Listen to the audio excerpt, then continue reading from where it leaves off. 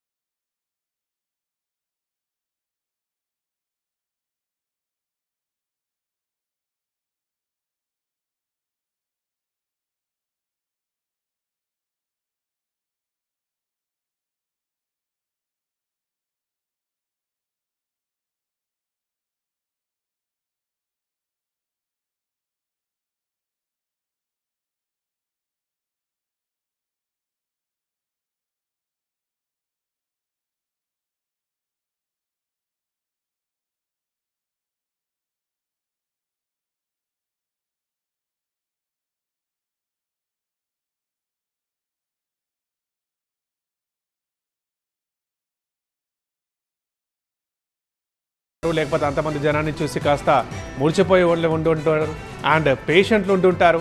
So వాళ్ళ కోసం ఎప్పుడు ఈ వైద్య సహాయాన్ని అందుబాటులో ఉంచింది యూపీ గవర్నమెంట్. అదంతా జరుగుతూనే ఉంది నిత్యం.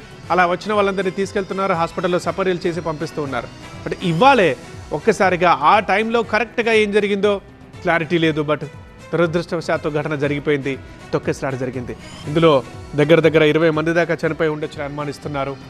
40 మందికి పైగా గాయాలయ్యాయి.